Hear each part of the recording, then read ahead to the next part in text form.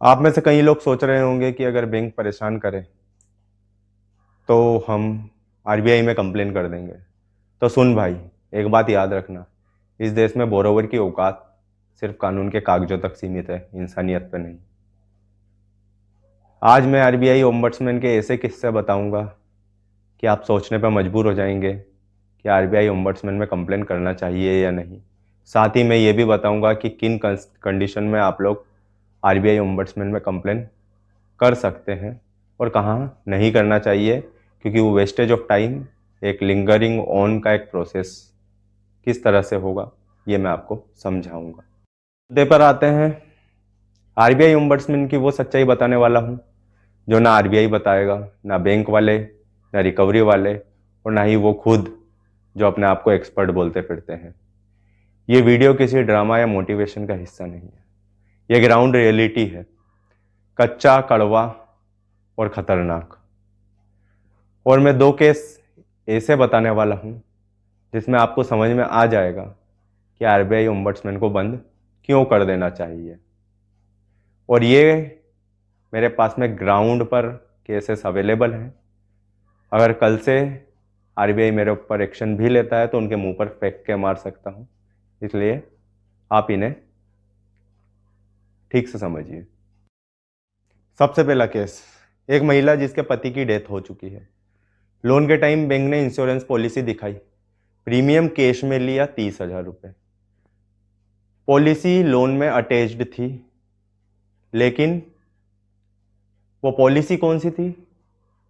वो policy credit policy नहीं थी जिसमें कि डेथ कवर होती है, और उस पॉलिसी को लोन की अकाउंट से मर्ज किया गया, लेकिन पॉलिसी क्रिटिकल इलनेस की थी।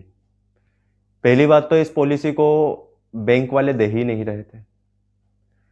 अब ये पॉलिसी लेने के लिए जब तक मेरे पास में केस नहीं आया था, क्योंकि मैं एडवोकेट तो नहीं हूँ, लेकिन मैं एज अ जर्नलिस्ट जब लोगों से मिलता हूँ तो ये केस मेरे पास आया। मैंने जब इस पर इन्वेस्टिगेशन की तो मैंने पाया कि 3 महीने मुझे उसकी पॉलिसी बैंक से मंगाने में लग गए। उसके बाद पता चलता है कि ये क्रिटिकल इलनेस की पॉलिसी है। साथ ही पॉलिसी पर फर्जी साइन किए गए थे, जो लोन का ये लोग किट साइन करवाते हैं लेते टाइम पर, उस पे जो बोरोवर था उस समय पर उसके साइन ही नहीं थे। इसकी कंप्लेन बैंक में की 30 दिन के लिए, 2 महीने बाद रिप्लाई आया। चाहते तो हम 1 महीने में उसको पर कंप्लेन कर सकते थे आरबीआई ओम्बड्समैन में, लेकिन हमने उनके रिप्लाई के बाद उसे फाइल किया। आरबीआई ओम्बड्समैन ने केवल यह कहकर मुद्दे को खत्म कर दिया कि यह मुद्दा ऑलरेडी डीआरटी में चल रहा है, जबकि डीआरटी में जो केस चल रहा था वो केस उसकी सरफेसी को जो इन्होंने गलत तरीके से किया था उसके ऊपर चल रहा था। वास्तविकता में वो केस का ग्राउंड अलग था और जो डीआरटी में केस चल रहे थे उसका ग्राउंड ही अलग था। लेकिन आरबीआई ओम्बड्समैन ने ना कोई उसमें इन्वेस्टिगेशन की, वो केवल एक पोस्ट ऑफिस का हिस्सा बन के रह गया है।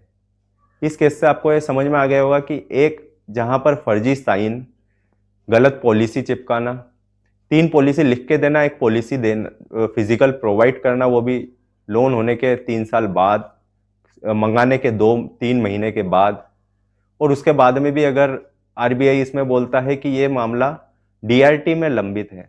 डीआरटी में जो ग्राउंड थे वो सरफेसी ऑक्शन गलत तरह से करने पर थे, और वास्तविकता में जो केस था वो फ्रॉड का केस था जो कि डीआरटी इंटरटेन ही नहीं करता। तो यहां पर एक केस खत्म होता है। अब दूसरा मुद्दा, एक व्यक्ति 7 साल तक अपने घर की किस्त भर रहा था, बाद में उसके बच्चे को हो जाता है ब्लड कैंसर। यह रियल फैक्ट है मेरे पास। उसका ब्लड कैंसर के बाद में उसे 13(2) का नोटिस इशू होता है सरफेसी एक्ट में।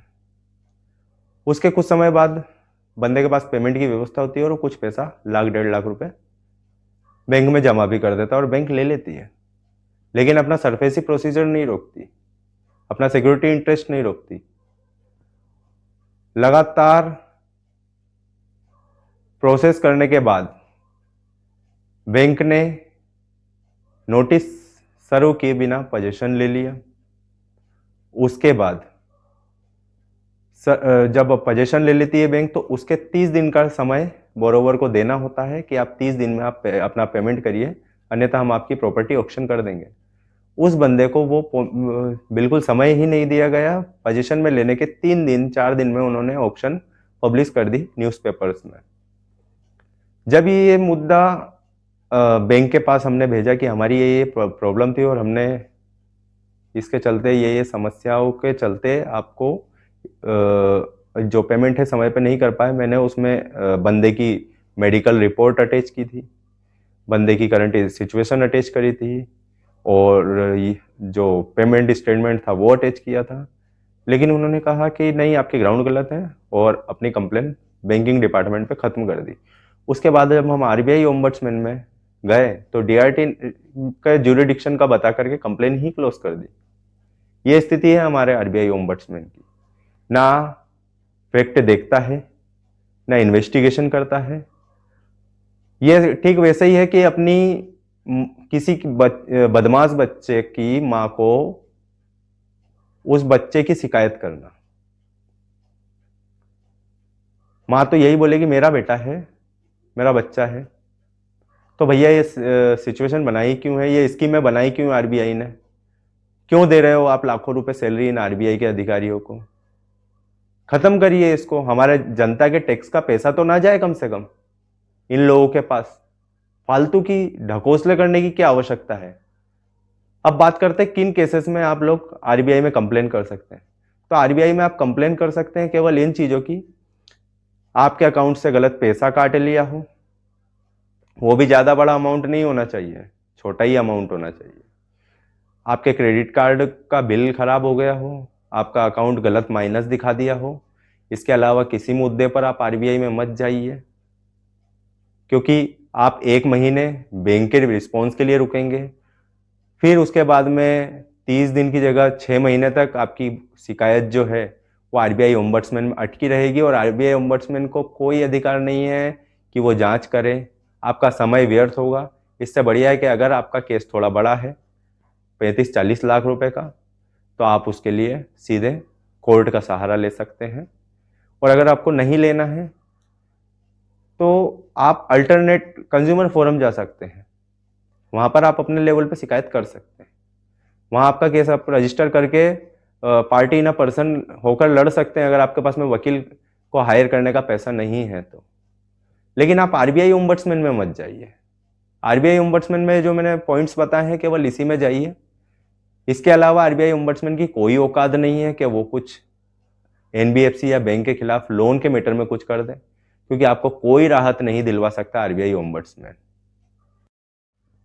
तो दोस्तों, आपको अगर मेरी वीडियो से ज़रा भी समझ में आया कि अगर आप आरबीआई ओम्बड्समैन में के भरोसे कोई काम कर रहे हैं और आपको ज़रा भी लगता है कि आपको थोड़ा सा नॉलेज मिला है आरबीआई ओम्बड्समैन की वास्तविकता का, क्योंकि ये ज्ञान यूट्यूब पे बहुत कम लोग डालते हैं। वास्तविकता बहुत अलग है। आरबीआई ओम्बड्समैन की स्कीम के अंदर ऐसे ऐसे क्लॉज लिखे हुए हैं कि वो जैसे बैंकों को बिल्कुल, कस्टमरों को बिल्कुल समझाने के लिए ही बैठा हुआ है कि हाँ, हम तो कस्टमर के भले के लिए बैठे हैं, लेकिन वास्तविकता में ये केवल बैंक की तरफ से आपको रिप्लाई देने के लिए बैठा हुआ है। अगली बार अगर आपको सरफेसी से रिलेटेड कोई वीडियो चाहिए, जैसे कि आपका घर अगर नीलाम होने वाला है, तो आप कौन से एक्शन ले सकते हैं और कहाँ पर अपने घर को बचाने की प्रोसेस कर सकते हैं, आपका घर बचेगा या नहीं बचेगा, वो सारी प्रोसेस अगर आपको चाहिए तो कमेंट बॉक्स में बताइए, मैं अगला वीडियो उस पर बनाता हूँ।